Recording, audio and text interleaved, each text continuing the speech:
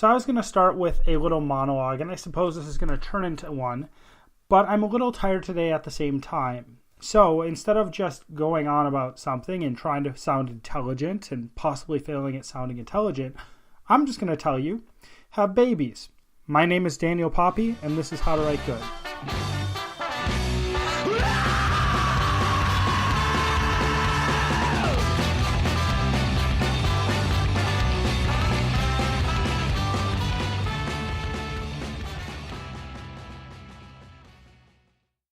Welcome to How to Write Good, the writing podcast that is not about how to write.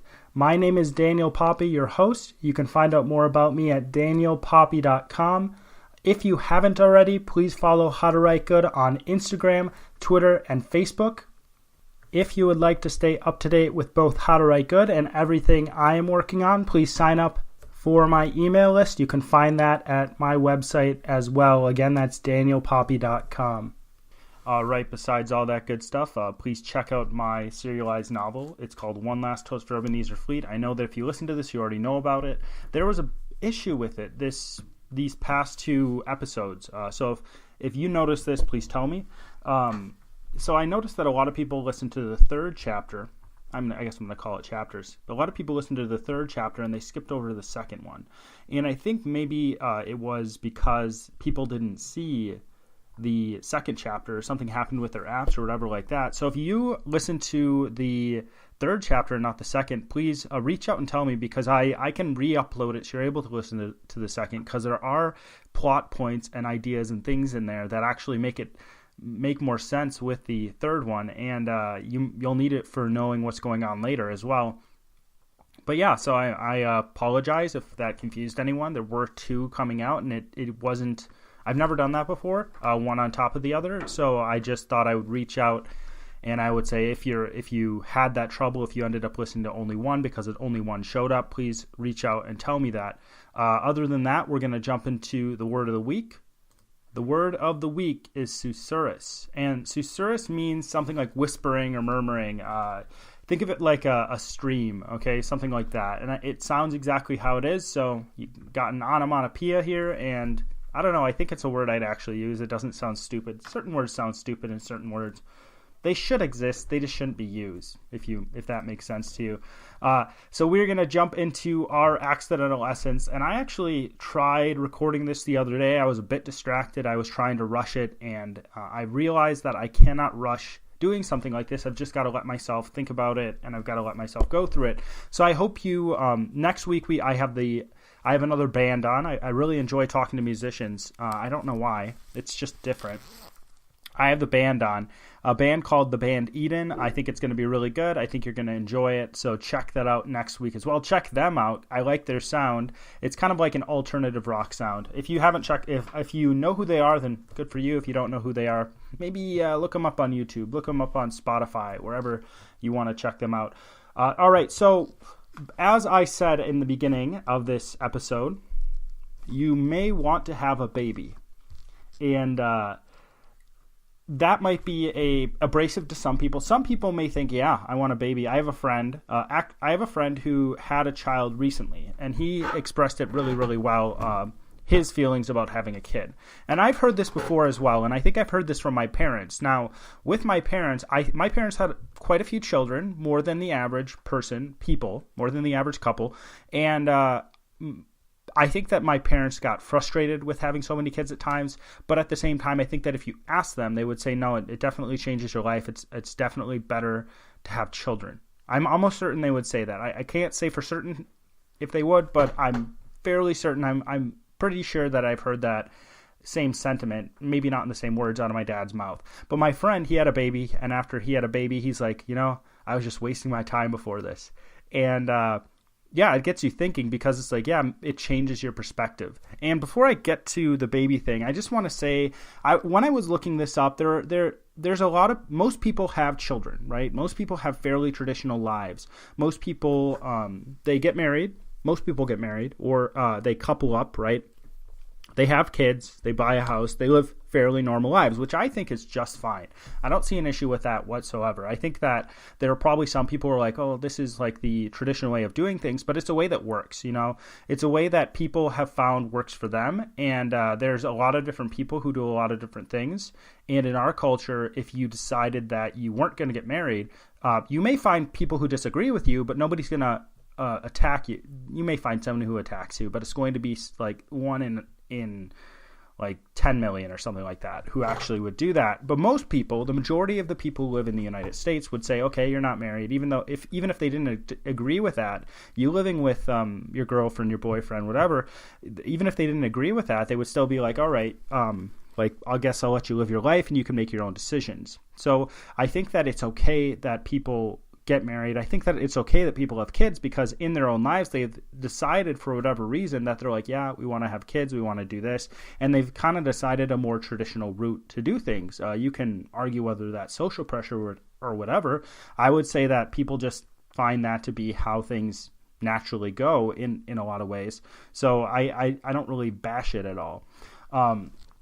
But when I was looking this up, there are several people who are like, oh, you shouldn't get married. These are the reasons why you shouldn't. These are the reasons. This is the thought process you should go through. And when I was thinking about this, people always make an analogy to animals. So, which I think is really stupid. So with children, this is a pet peeve. And if you do this, I don't like you as much. So if you're a person who has an animal, and like a dog, it's usually a dog or a cat, and you call it your child, I think that's stupid. I think that's stupid because having a child, there's no equivalent thing in the world except having a child. There's a few different things like this as well. So having a child is one of them. I don't think there's anything else in existence in the experience of humanity that is the same as having a child. I actually don't think there's a similar thing to getting married either. I think that if you are married in the sense that you're committing to that person your entire life, behind marriage there's the idea of a covenant or a vow. You know, you have vows in marriage. It's essentially a covenant or a promise, right? That you're going to be with this person through whatever comes. And if you're actually committed to that, if you actually like, yes, we're going to make it work no matter what, that is a very different thing than I think any other relationship in your life, because any other relationship in your life, you're not as invested in that. And I think there's a lot of people who view marriage as something you can jump in and jump out of, and it's not as serious. But I think that if you're someone who thinks of it as a lifelong commitment and you're someone who thinks of it as we are going to figure out how to make this work because we made a promise to each other to make it work, I think that's a very different bird. I think that's a very different thing that has no analogy. There's no parallel thing in existence besides that. And you could argue that there is, but I really don't think there is. There's other things in the human experience that I don't think are similar to anything else, or we can't just say this is similar to that. And I think one of those things is losing a loved one. I think there's no other thing in existence that is similar to losing a loved one, right? There's things that make us feel similar. For example, heartbreak makes us feel similar, but it's not the same thing because there's that loss associated with it. Heartbreak may be another one of those things that has no clear analogy. It kind of stands by itself. And I really think having kids stands by itself. And if you try to compare something to having kids, if you say, oh, I'm going to use this analogy of deciding to have an animal, right? It's not the same thing. First of all, that animal is not a human. There's not as a deep of emotional connection. And if you think, oh, there is as deep of an emotional connection as having a baby, having a child, maybe not even having a baby yourself, but adopting, that animal doesn't talk. There's no capability of that animal speaking in its life. If you have a gorilla, you can teach it sign language. But besides that animal doesn't talk because most people don't have gorillas. But having a child, that child's going to grow up, and even if that child has mental issues with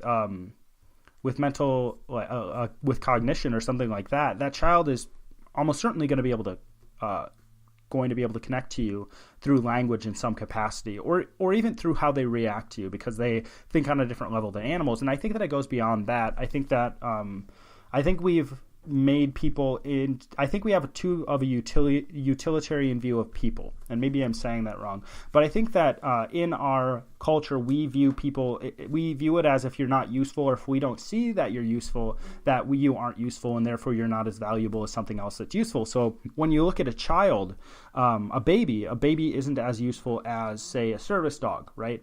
Because a service dog can do more than a baby. A service dog actually helps someone live their life. And we say, oh, that service dog is worth more than that baby because that service dog is useful. That service dog is more useful than the baby. And I actually think that that is a really bad viewpoint, because then if you view it that way, you're essentially saying that a human being is not worth as much as an animal. And I think that there's some people, and I don't know if they'd say it outright. I'm not going to say I don't think most people would say, oh yeah, that animal is worth more than a human being.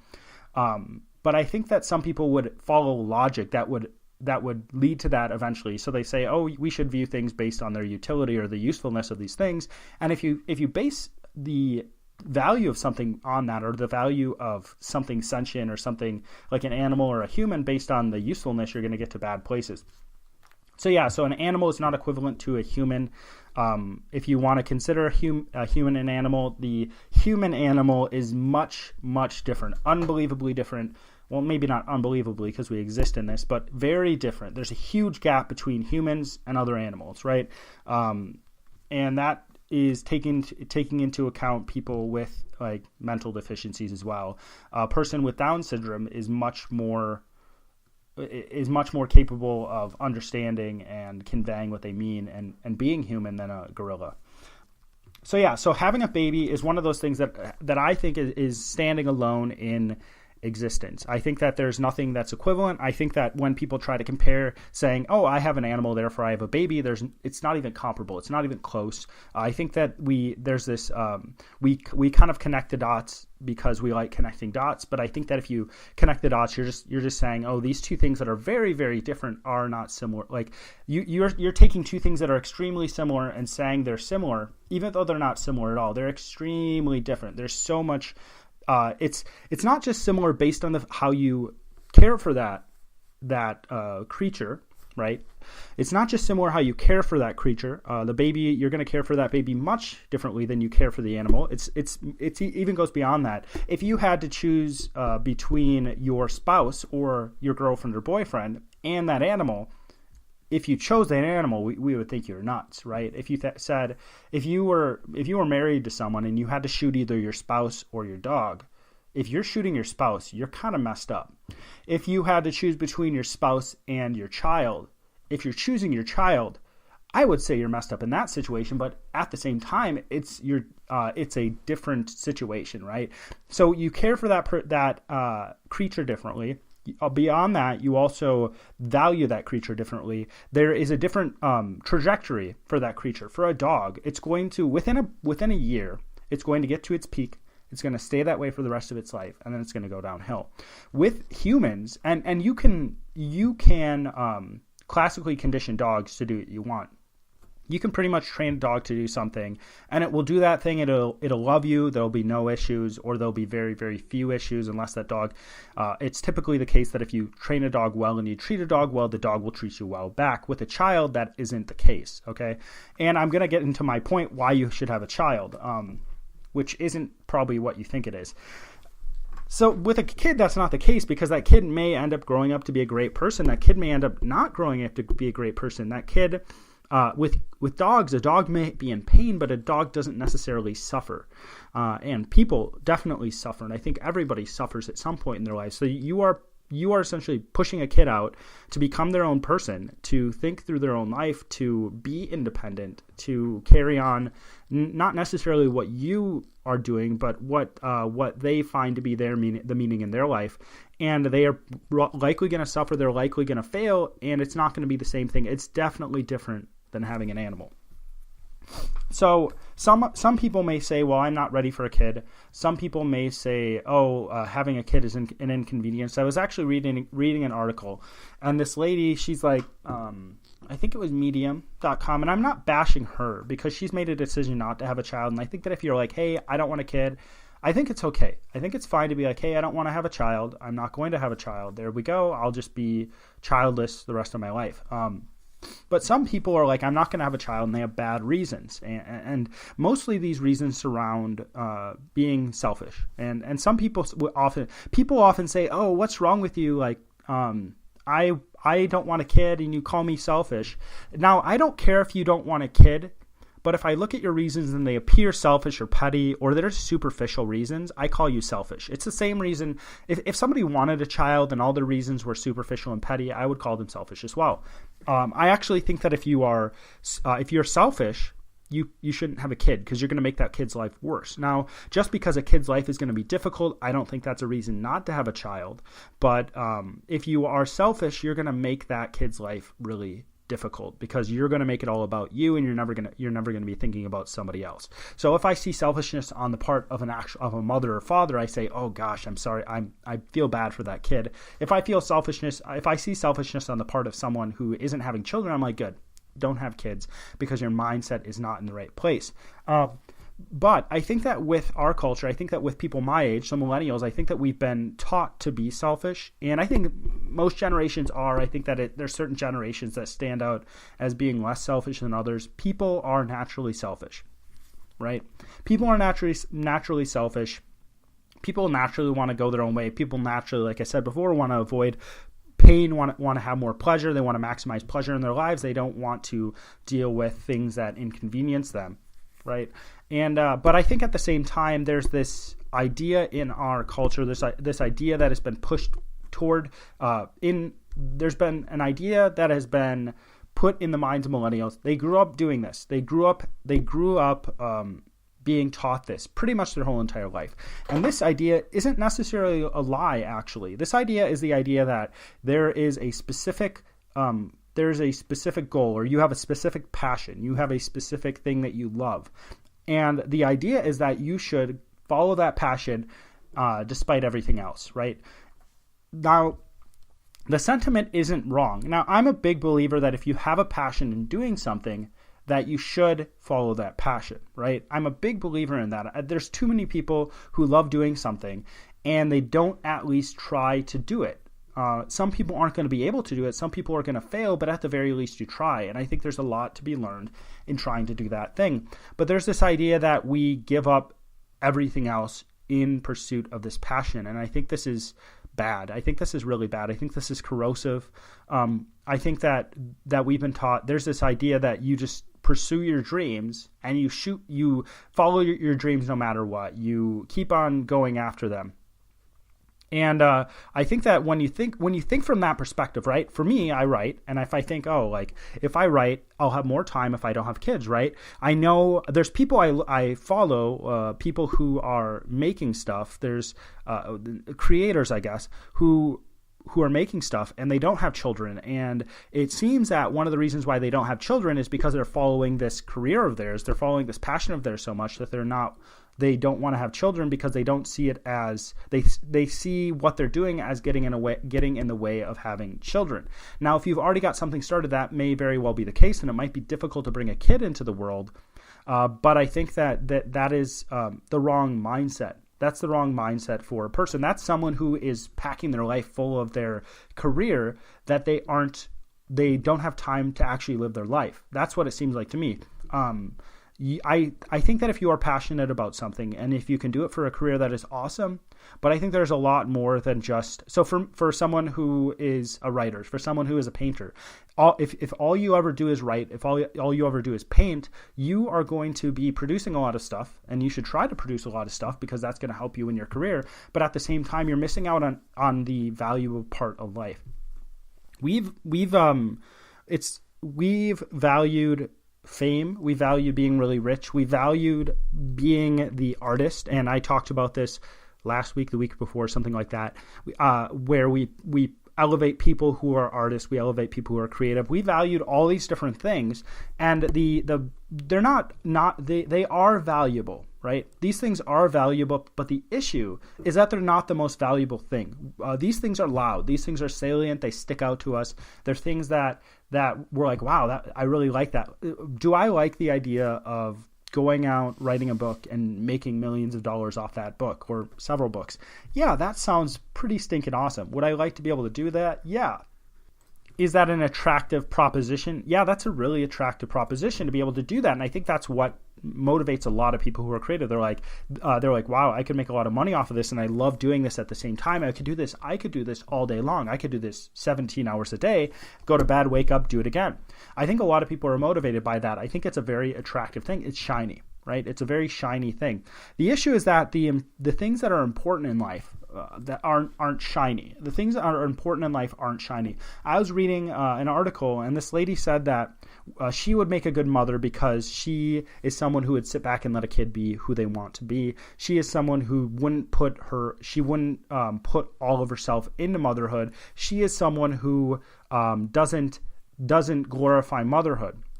For me, I think that she's completely wrong on almost all of those. The first one where she said she'd sit back and let the kid be themselves. I think it's really important to let your kid be him or herself. But beyond that, people who are really good at stuff put themselves into what they're doing. And now maybe I misunderstood what she said, but she's saying, I wouldn't put all of me into that. I wouldn't identify, that wouldn't be my primary identification, right? And when you do a job as a writer, I kind of identify myself as a writer. That's a big part of my identity. But I think that it's actually, when I have a kid, I think that it's actually more important to put my identity in being a father, right? Because if my identity is more in being a father than being a writer, I'm going to focus on being the best dad I'm able to be, right? If my focus is on being a writer rather than being a father, I'm going to be focusing on being a writer. So she said, I don't want to put most of my identity or all of my identity or let my identity rest in that idea of me being a mother. And I think that there's been a pushback on being moms in the world. I don't know if there's been a pushback on being dads as much, but I certainly think there's been a pushback on being a mother. Maybe there's been a pushback on being parents in general in the culture. Because it's this idea of being a mother is seen as this bad thing. This idea of being a mother is seen as being, it's lower than if you went out and you worked, right? So I think there's been this pushback on motherhood, and I think there's people think, I'm going to be giving up all these things. I shouldn't put my life into it. I shouldn't put my identity into this. And I'm going to touch on the last thing and then go back to that identity piece. The last thing she said is, I don't glorify motherhood. And I kind of do. I think that having kids and raising kids is, if there is anything spiritual, if there is any holy act that a human can do, if we want to put it into the spiritual realm, if we want to consider it on a mystical level, I think that having kids and raising kids for both people, for the wife, for the husband, is probably one of those most spiritual, most meaningful, most purposeful things you can do. It's the most important thing you can do. And for me, as I look at it, I think that if you are having kids, for me, when I have a kid, I'm going to be like, this kid is, my wife is extremely important. This kid is extremely important, but we're focusing our efforts on this kid to raise them in the best way possible, or kids. Yeah. So, those are kind of this is the way that lady kind of approached, having children. And it was a woman. So I'll just say that. But going back to the identity piece, we think that our identity should be tied up in, the job we have. We think that our identity should be tied up in just being ourselves. We don't see a purpose to our identities. We don't see a purpose to humanity in general. And I think this is because we are shifting away from a more religious viewpoint of things and toward a more secular viewpoint of things. And if you stay within the Christian tradition, then you see, people were created in the image of God, therefore the purpose of humanity is coming from the image of God, right? But if you start to drift from it, and I think it's a bad thing, if you start to drift from that idea, you're eventually getting to this point where you're saying, humans, there's no real purpose for humanity. And I think that that's a bad thing. I think that our purpose is, very much of our purpose is grounded in having children and raising these children. I don't remember where it was from, but I heard someone talking about, they're like, when you go through your life, your life is sacrifice, right? If you have children, you are living out this purpose in your life of sacrificing yourself for your kids, giving up parts of yourself for your kids, giving up your time, giving up your energy. You're expending yourself on your children. And I think that's, I I think it's great. I think it's a really, really difficult thing. I think one of the issues for accepting that as humans is that we want to be happy, we want to have pleasure. But I think that if you are willing to sacrifice yourself for someone else, I think if you're willing to sacrifice yourself for someone else, it's going to be so much more meaningful. Maybe they won't even pay you back, but and maybe it won't be emotionally great. Maybe you'll be emotionally exhausted, but you'll be actually doing something that's purposeful in your life. That's why I think that's where the rubber meets the road. There is a difference between someone who would make a great parent and someone who would make a bad parent. I think the difference is the willingness to actually sacrifice parts of yourself generally, to raise your children, to do what's best for those little people in your lives. I really think that if you're someone who is like, I'm not willing to do that, to sacrifice those things, I want my cake. I want to have my cake and I want to eat it too, right? I want to do both. I want to have my own life and I want to do whatever. And I also want to have kids. I think you'd make a bad parent. I think that if you have this attitude that your kids are going to be needing you and you're going to have to give up a lot for them, I think you're going to make a good parent. And I think you're probably going to find more meaning in this life. I think this happens to people in marriages as well. I think people have this idea that they're going to get into a marriage and this person is going to fulfill them. And they don't have this idea of, oh, I'm going to be sacrificing a lot for this person, right? And it's just a mindset thing, So that I think that you should have kids, because I think that having that sacrifice is good. I actually think that just how my friend talked about it, he's like, I wasn't living before I did this. I think there is a purpose. I think that one of the purposes of being human is having children, having people who you raise. And I think it is connected to a religious thing. I think it is connected to how God created the world, right? So humans are lesser creators in a way. So I think it's connected to that. And again, you can disagree with me. And if you aren't religious at all, if you don't believe in God, you're going to come to completely different conclusions about having children than me. And I understand that completely.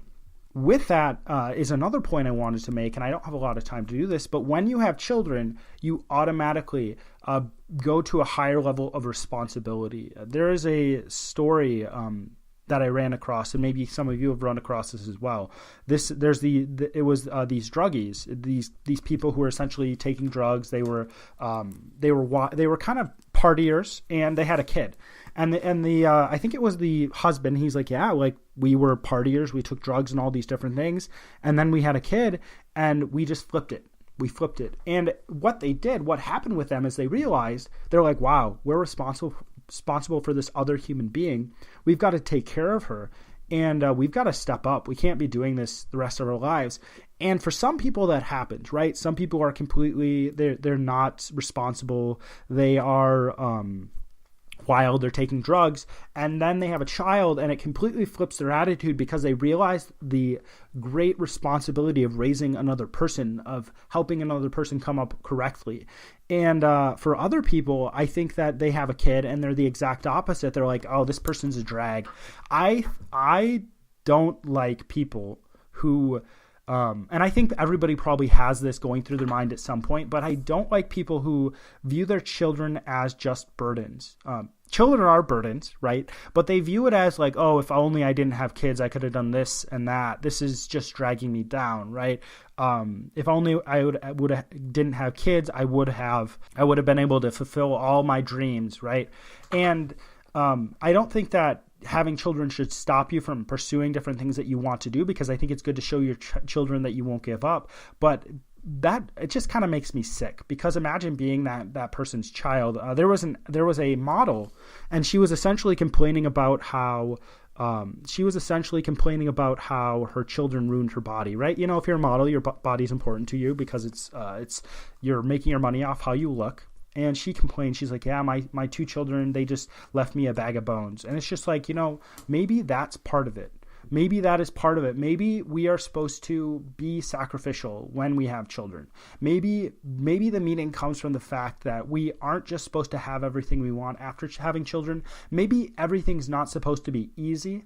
Maybe everything is not supposed to go smoothly. Maybe everything's not supposed to go as we expected it. Maybe there are dreams. And for me, I'm at this point where I'm like, yep, if it comes to this, I'll do it. If I have kids, this is a lot more important than any other idea I have or anything I do. Maybe it's because we have dreams and we're not willing to give up those dreams. So we're bitter at our kids, right? I don't have kids, but you know what I mean.